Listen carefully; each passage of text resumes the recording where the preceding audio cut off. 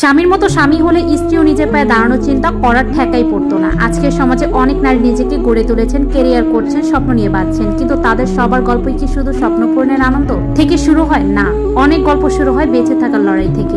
একজন নারী যখন বিয়ের পর নিজের সংসার, ভালোবাসার স্বামীর পাশে একনিষ্ঠভাবে দাঁড়ায়, তখন তার একটাই আশা, সে চায় স্বামী হোক তার আশ্রয়, তার নিরাপত্তা, তার আত্মার বন্ধু।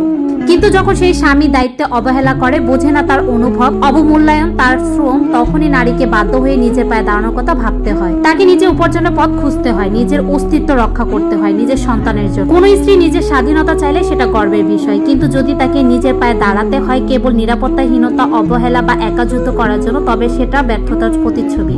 তবে তার নয়, বরং সেই স্বামী যে সঙ্গী হয়ে উঠতে পারেনি। স্বামীর ভূমিকা শুধু উপার্জন নয়, বরং আসল ভূমিকা হলো স্ত্রীকে মানসিকভাবে সাহস দেওয়া, তার ভালোবাসার জায়গা হওয়া, তার সম্মান আর ইচ্ছাকে গুরুত্ব দেওয়া। যদি একজন নারী সংসার করে, সন্তান পালন করে, হাজারো দায়িত্ব নেয়, তাহলে সেই নারীকে আবার কেন নিজের অস্তিত্ব টিকিয়ে রাখার জন্য যুক্ত করতে হবে? কেন তাকে নিজের সন্তান ও সংসারে হাজারটা খরচের জন্য খোটা শুনতে হবে? সে উপার্জন করবে না, ঠিক আছে, তবে কেন উপার্জনের কষ্ট, শ্রমের প্রসঙ্গ তুলে চাহিদা সীমিত, পাশাপাশি তাকে তার অধিকার থেকেও বঞ্চিত করা হবে?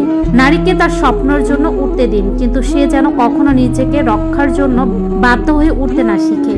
স্বামী যদি যথার্থ সঙ্গী হন, তাহলে স্ত্রী কখনোই একা যুদ্ধ করতে বাধ্য হতেন। তো আসসালামু আলাইকুম, এতক্ষণ যাবো যারা আমার ভিডিওটি দেখছিলেন সবাইকে ওয়েলকাম জানাচ্ছি। তো সকাল থেকে ভিডিওটি স্টার্ট করেছি, তো সবকিছু আমি কেটে কুটে রেডি করে তারপরে কিন্তু রান্নার জন্য চলে আসলাম। তো কিছু কথা ভালো লেগেছে সেজন্য আপনাদের সাথে শেয়ার করলাম। তো রান্না বান্নার মধ্যে আজকে ছিল হচ্ছে চিংড়ি মাছ দিয়ে আমি মিষ্টি কুমড়া রান্না করব, আর হচ্ছে পাঙ্গাস মাছটা রান্না করব। তো কিছুদিন যাবতই কিন্তু পাঙ্গাস মাছটাই বেশি খাওয়া হচ্ছে, কারণ বাচ্চারা খুব বেশি পছন্দ করছে, যেহেতু এটাতে কাটা থাকে না, সেজন্য বাচ্চারা কিন্তু খুব ভালোভাবে খেতে পারে। আর বাচ্চারা খায় সেজন্য কিন্তু আমি মাছটা একটু সফট করে ভাজি, লো আছে, তারপর কিন্তু একটু সময় ধরে ভেজে নিই, কিন্তু চুলার আঁচটা বাড়িয়ে দেই না, কড়া করে ভাজি না, তাহলে ওদের খেতে একটু অসুবিধা হয়।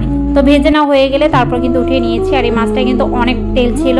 এমনিতে দেখা যায় মাছের মধ্যে আলু না দিলে হয় না, তবে আজকে কিন্তু আমি মাছে কোনো রকম আলু দিইনি, একটু বেশি করে পেঁয়াজ দিয়ে তারপর কিন্তু মাছটা টমেটো দিয়ে ভুনা করেছিলাম। এটা খেতে আমার কাছে ভালো লাগে, তবে মাছটা যদি আরেকটু কড়া করে ভাজা হতো তাহলে আরো বেশি ভালো লাগতো, কিন্তু বাচ্চাদের জন্য আমি আর কড়া করে ভাজিনি। তো পেঁয়াজ বাটা দিয়ে দিয়েছি, তারপর কিন্তু এখানে আদা রসুন বাটাটা অ্যাড করে দিয়েছি। আর মাছ ভুনার ভিতরে কিন্তু অবশ্যই আমি পেঁয়াজ বাটাটা ব্যবহার করি। তারপর হলুদের থেকে কিন্তু 3 গুণ বেশি মরিচের গুঁড়া দিয়েছি, কারণ একটু ঝাল ঝাল করবো, কারণ বাচ্চারা তো আর ঝোলটা খাবে না, শুধু মাছটাই খাবে। তারপর কিন্তু ধনিয়া গুঁড়া, জিরা গুঁড়া দিয়ে দিয়েছি, লবণ দিয়ে সুন্দর মতো কষিয়ে নিয়েছি। আর ওই চুলায় কিন্তু আমি মিষ্টি কুমড়াটাও কষিয়ে নিচ্ছি।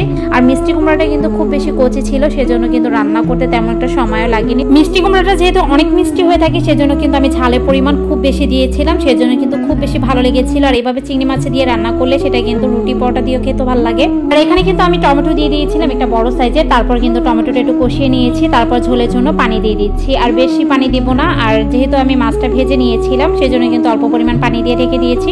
বাজার থেকে টাটকা মাছ আনলে আমি কিন্তু সেটা কষিয়ে রান্না করি, কিন্তু এখন তো ফ্রিজে রেখেছিলাম সেজন্য হালকা একটু ভেজে নিয়েছি। আর পানিটা বলক চলে আসার পরে কিন্তু আমি মাছগুলো দিয়ে দিয়েছিলাম। তারপর হচ্ছে বেশ কিছুক্ষণ রান্না করে নেওয়ার পর যখন ঝোলটা পরিমাণ মতো চলে আসবে, তখন কিন্তু উঠিয়ে নেওয়ার আগে বেশ কিছু কাঁচামরিচ ফালিয়ে ধনিয়া পাতা কুচিয়ে দিয়ে এখন হচ্ছে নামিয়ে নেব। আর এটা কিন্তু ভুনা ভুনা খেতেই ভালো লাগে। সবকিছু কেটে ধুয়ে রেডি করে রাখলে কিন্তু 2 চুলা রান্না করতে তেমন একটা টাইমও লাগে না। তো আজকে ভিডিওটি এখানেই বিদায় নিচ্ছি। সব অনেক বেশি ভালো থাকবেন। আল্লাহ হাফেজ, আসসালামু আলাইকুম।